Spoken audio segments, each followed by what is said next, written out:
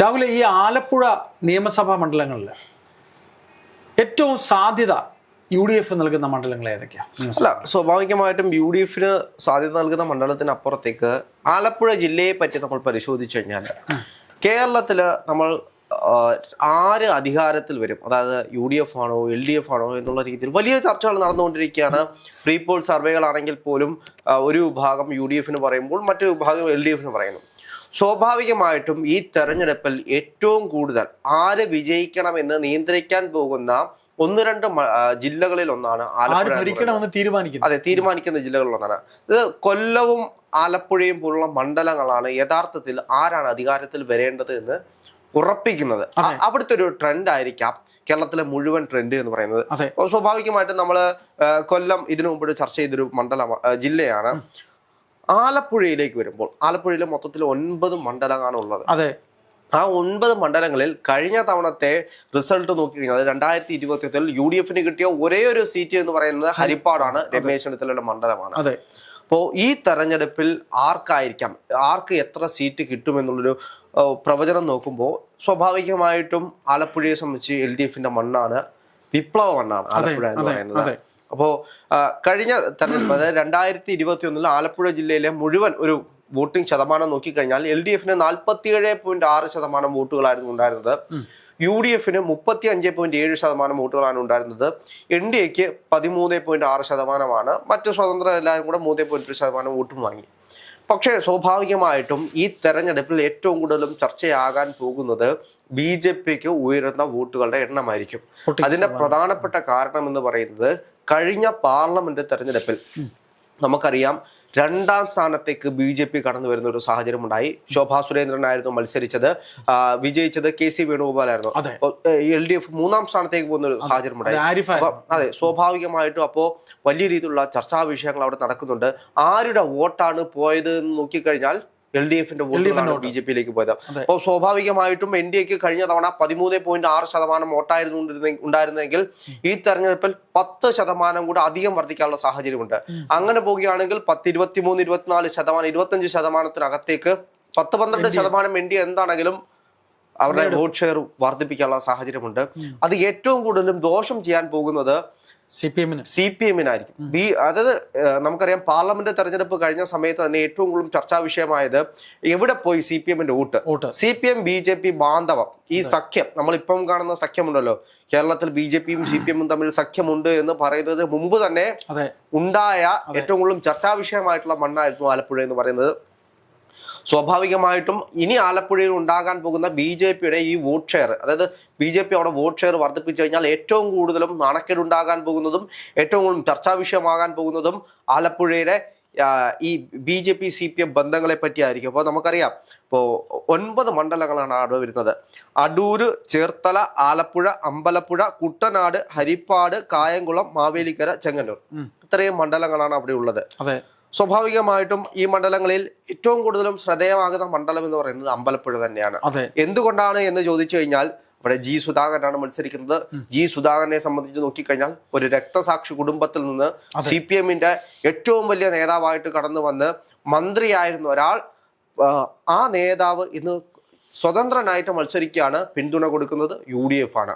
അപ്പോൾ സ്വാഭാവികമായിട്ടും ആലപ്പുഴയിൽ ഉണ്ടായിട്ടുള്ള ഈ രാഷ്ട്രീയ മാറ്റങ്ങൾ ആലപ്പുഴ ജില്ലയെ മുഴുവൻ ബാധിക്കാനുള്ള സാഹചര്യം അമ്പലപ്പുഴയിൽ ഉണ്ടാകുന്ന ട്രെൻഡ് ആലപ്പുഴ ജില്ലയെ മുഴുവനായിട്ടും ബാധിക്കും. സംഘടനാപരമായിട്ടാണെങ്കിൽ പോലും ഇപ്പോ CPM അവിടെ ഏറ്റവും കൂടുതൽ ചെയ്തുകൊണ്ടിരിക്കുന്ന പണി എന്ന് പറയുന്നത് എങ്ങനെയെങ്കിലും G. സുധാകരനെ തോൽപ്പിക്കാൻ വേണ്ടിയിട്ട് അപ്പുറത്തും ഇപ്പുറത്തും എല്ലാ മണ്ഡലത്തിൽ നിന്നുള്ള ആളുകളെല്ലാം കൂടെ അമ്പലപ്പുഴയിലേക്ക് വന്നിട്ട് പ്രചരണം നടത്തുകയാണ് G. സുധാകരനെതിരെ. അപ്പോൾ സ്വാഭാവികമായിട്ടും ഈ ഒരു ട്രെൻഡ് G. സുധാകരൻ എല്ലാ ജില്ലയിലും ഉണ്ട്. നമ്മൾ കൊല്ലം നോക്കിക്കഴിഞ്ഞാലും കൊല്ലത്ത് ഇതേപോലെ ഒരു മാറ്റമുണ്ട്. അത് ഐഷ പോറ്റിയാണ്. LDF-ൽ നിന്നും ഐഷ പോറ്റി. അത് നമ്മൾ ആദ്യം പറഞ്ഞതുപോലെ കേരളത്തിൽ ആര് അധികാരത്തിലേക്ക് വരണമെന്ന് നിശ്ചയിക്കുന്ന 3 ജില്ലകൾ കൊല്ലവും ആലപ്പുഴയും ഏകദേശം ഏത് സമയത്താണെങ്കിലും കഴിഞ്ഞ തവണ തിരുവനന്തപുരം ഉണ്ടായിരുന്നു. തിരുവനന്തപുരം, കൊല്ലം, ആലപ്പുഴ ഈ മണ്ഡലങ്ങളാണ് ഇപ്പോഴും LDF-നോടൊപ്പം ഉറച്ചു നിൽക്കുന്ന മണ്ഡലങ്ങൾ. കഴിഞ്ഞ കാലങ്ങളിൽ UDF-ന്റെ കയ്യിലിരുന്ന മണ്ഡലങ്ങളാണ് പലതും. അപ്പോൾ സ്വാഭാവികമായിട്ടും അങ്ങനെ ഒരു സാഹചര്യത്തിൽ ആലപ്പുഴയിലും കൊല്ലത്തും ഇത്തരത്തിൽ 2 പേര് LDF-ൽ നിന്നും മാറിപ്പോയിട്ടുണ്ട്. രണ്ടും പാർട്ടിയിലെ സീനിയർ നേതാക്കന്മാർ, അത്രയും ജനപിന്തുണയുള്ള ആളുകൾ രണ്ടുപേരും പറയുന്നത് ഒരേ കാര്യം തന്നെയാണ്. അവിടെ ജി സുധാകരൻ പറയുന്ന മറ്റു കുറച്ച് രാഷ്ട്രീയ കാര്യങ്ങൾ കൂടിയുണ്ട്. അതായത് ആലപ്പുഴയിലാണെങ്കിലും പാർട്ടിയുമായി ബന്ധപ്പെട്ട് ചില കോക്കസുകൾ ഭരിക്കുന്നതും ആ കോക്കസുകളുടെ മയക്കുമരുന്ന് അത്തരത്തിലുള്ള ലഹരി വേട്ടയെ പറ്റിയും മാഫിയ സംഘങ്ങൾ ഭരിക്കുന്ന ആലപ്പുഴയെ പറ്റിയിട്ടാണ് അദ്ദേഹം കൂടുതൽ പറയുന്നത്. അത് വലിയൊരു ചർച്ചാ വിഷയമാകും. സ്വാഭാവികമായിട്ടും UDF അവിടെ സാധ്യതയുള്ള മണ്ഡലങ്ങൾ നോക്കിയപ്പോൾ അരൂര് നമ്മൾ എടുത്ത് നോക്കിക്കഴിഞ്ഞാല് അവിടെ ന്യൂനപക്ഷ വോട്ടുകൾ എങ്ങനെ ആയിരിക്കാം സ്വാഭാവികമായിട്ടും വരാനുള്ള സാഹചര്യങ്ങൾ എന്ന്. ന്യൂനപക്ഷ വോട്ട് തന്നെയാണ് ഏറ്റവും കൂടുതലുള്ളത്. അതെ, അവിടെ LDFന് വേണ്ടിയിട്ട് ദലീമ ജോജോ ആണ് മത്സരിക്കുന്നത്. അതെ, സിറ്റിംഗ് MLA ആണ്. അപ്പം സ്വാഭാവികമായിട്ടും ഷാനിമോൾ ഉസ്മാൻ അവിടെ മത്സരിക്കുമ്പോൾ ന്യൂനപക്ഷ വോട്ടുകൾ ഏകീകരിക്കാനുള്ള എല്ലാ സാധ്യതകളും ഉണ്ട്. UDF അവിടെ ഒരു അട്ടിമറി വിജയമാണ് അവിടെ പ്രതീക്ഷിക്കുന്നത് അരൂർ. അപ്പം സ്വാഭാവികമായിട്ടും ചേർത്തലയാണെങ്കിൽ പോലും പി പ്രസാദിനെ പറ്റി നമ്മുടെ അമ്പലപ്പുഴയിൽ ജി സുധാകരൻ പറഞ്ഞ കുറെ പ്രസ്താവനകളൊക്കെ അവിടെ നിലനിൽക്കുന്നുണ്ട്. ഇതെല്ലാം എങ്ങനെ പി പ്രസാദിനെ ബാധിക്കുമെന്നുള്ള വിഷയങ്ങൾ അവിടെ നിലനിൽക്കുന്നുണ്ട്. അതേപോലെ തന്നെ ആലപ്പുഴയിലാണ് എനിക്ക് തോന്നുന്നു ഒരു വ്യത്യസ്തമായിട്ടുള്ളൊരു മത്സരമാണ്. എഡി തോമസും PP ചിത്രരഞ്ജനും MJ ജോബും കൂടെ മത്സരിക്കുന്ന ആലപ്പുഴയിൽ ഈ എഡി തോമസ് എന്ന് പറയുന്ന ചെറുപ്പക്കാരൻ എനിക്ക് തോന്നുന്നു ഇപ്പൊ കൂടുതൽ ട്രെൻഡായി മാറിക്കൊണ്ടിരിക്കുകയാണ്. ഞാൻ ചിലരോടൊക്കെ ചോദിക്കുമ്പോൾ ജയിക്കാനുള്ള സാധ്യത ഉണ്ട് എന്നാണ് പറയുന്നത്. ആ ചെറുപ്പക്കാരൻ മീൻ പിടിക്കാനൊക്കെ പോകുന്ന അതെ, രാവിലെ മീൻ പിടിക്കാൻ പോയിട്ട് പിന്നെ പ്രചരണത്തിന് പോകുന്ന ഒരു രാഷ്ട്രീയ ശൈലി. അപ്പൊ സ്വാഭാവികമായിട്ടും ആലപ്പുഴയിൽ മൊത്തത്തിൽ നിറഞ്ഞു നിൽക്കുന്നുണ്ട്. നമുക്കറിയാം ഇപ്പൊ ചിത്രരഞ്ജനേക്കാളും എന്തുകൊണ്ടൊരു നല്ല ചെറുപ്പക്കാരൻ.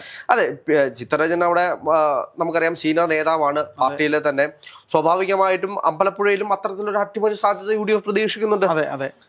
ആലപ്പുഴയില് പിന്നീട് കുട്ടനാടേക്ക് വരികയാണെങ്കിൽ കുട്ടനാട് അവിടെ NCPയുടെ സീറ്റാണ്.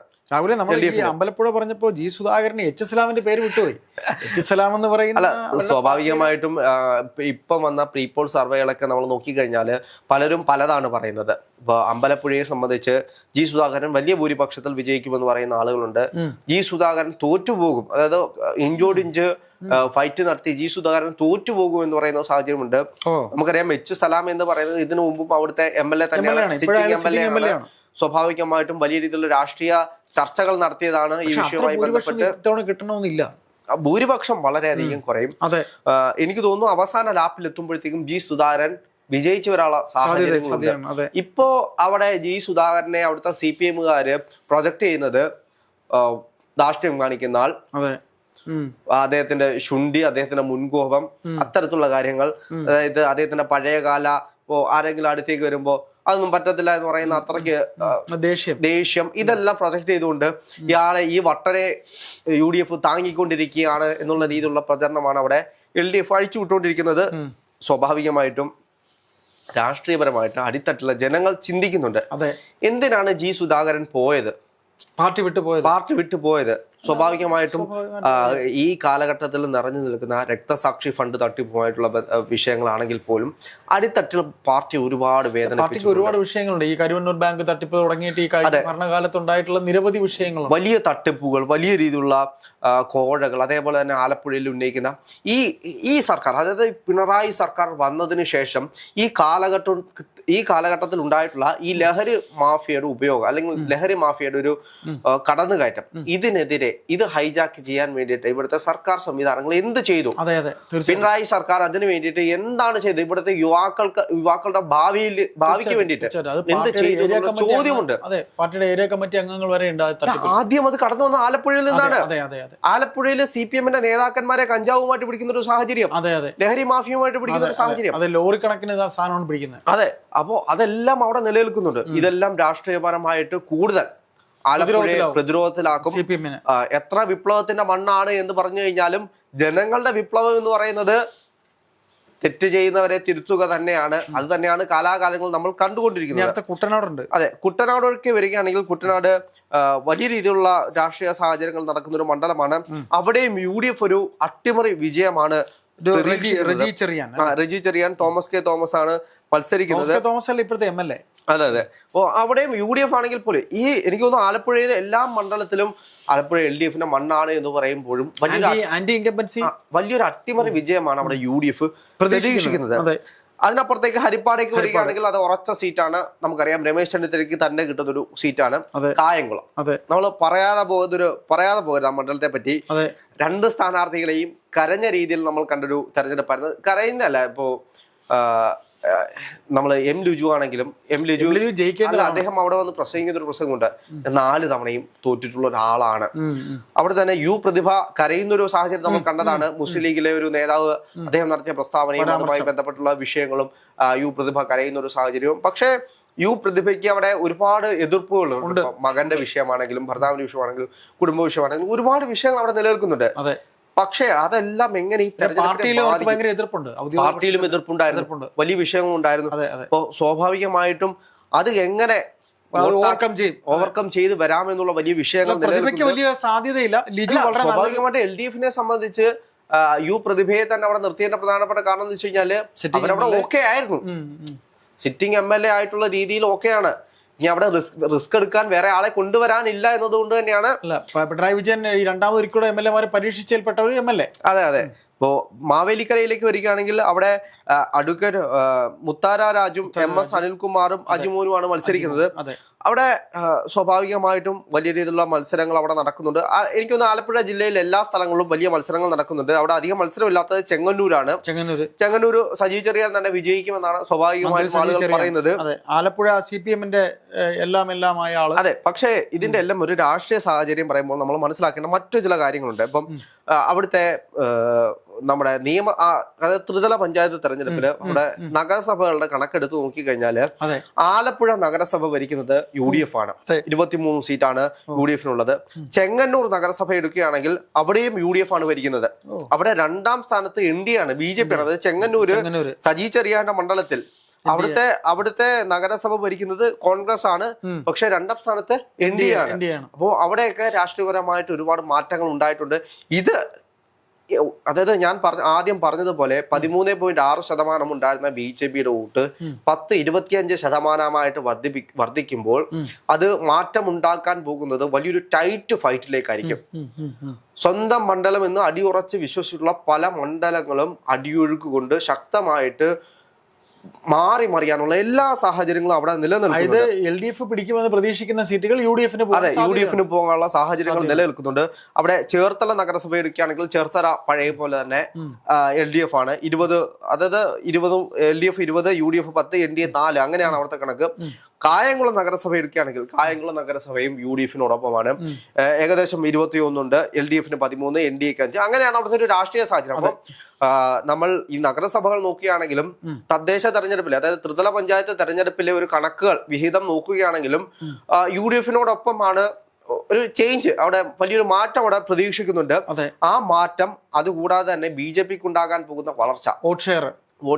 ഇപ്പൊ ഈഴവ വോട്ടുകളൊക്കെ അവിടെ ഒരുപാട് അത് സ്വാഭാവികമായിട്ടും LDF-നു കാലങ്ങളായിട്ട് പിന്തുണച്ചുകൊണ്ടിരിക്കുന്ന വോട്ടുകളാണ്. എനിക്കൊന്നും അവിടെ മുസ്ലിം വോട്ട് ഷെയർ ഒക്കെ വളരെ കുറവാണ്. സ്വാഭാവികമായിട്ടും ഹിന്ദു വോട്ട് ഷെയർ അതെ. അപ്പൊ അരൂരാണെങ്കിലും ഷാനിമോളെ ഉസ്മാനെ നിർത്തിയിട്ടുള്ളത് അത്തരത്തിലുള്ള വോട്ടുകൾ. കഴിഞ്ഞ ദിലീപ് ജയിച്ച ഒരു ഭയങ്കര ലക്കാണെന്ന് എനിക്ക് തോന്നുന്നത്. അല്ല, എന്ത് തന്നെയാണെങ്കിലും വലിയൊരു ചിത്രം. ഇപ്പോ എല്ലാ മണ്ഡലങ്ങളും UDF-ന് വളരെ പ്രതീക്ഷയുണ്ട്. നമുക്ക് പ്രതീക്ഷ ഒന്നുകൂടെ പറയാം. അരൂര് പ്രതീക്ഷയുണ്ട് UDF-ന്, അതുപോലെ തന്നെ ആലപ്പുഴ പ്രതീക്ഷയുണ്ട്, അമ്പലപ്പുഴ പ്രതീക്ഷയുണ്ട്, ഹരിപ്പാടുണ്ട്, കായംകുളമുണ്ട്. സ്വാഭാവികമായിട്ടും 4-5 മണ്ഡലങ്ങൾ ഇപ്പൊ നമ്മൾ പറഞ്ഞു. ഈ 5 മണ്ഡലങ്ങളും നല്ലൊരു ഫൈറ്റ് നടക്കുന്നുണ്ട്. 5 മണ്ഡലമല്ല, 9 മണ്ഡലങ്ങളും കൃത്യമായിട്ട് ഫൈറ്റ് നടക്കുന്നുണ്ട്. 9 മണ്ഡലങ്ങളും UDF-ന് സുഖമായിട്ട് കൊണ്ടുവരാൻ കഴിയുന്ന സാഹചര്യങ്ങൾ നിലനിൽക്കുന്നുണ്ട്. രാഷ്ട്രീയ സമവാക്യങ്ങൾ ഓക്കെ ആകുകയാണെങ്കിൽ വലിയൊരു മുന്നേറ്റമായിരിക്കും. കഴിഞ്ഞ തവണ 1 കിട്ടിയെടുത്ത് നിന്നും വലിയൊരു മുന്നേറ്റമായിരിക്കും അവിടെ UDF നടത്താൻ പോകുന്നത്.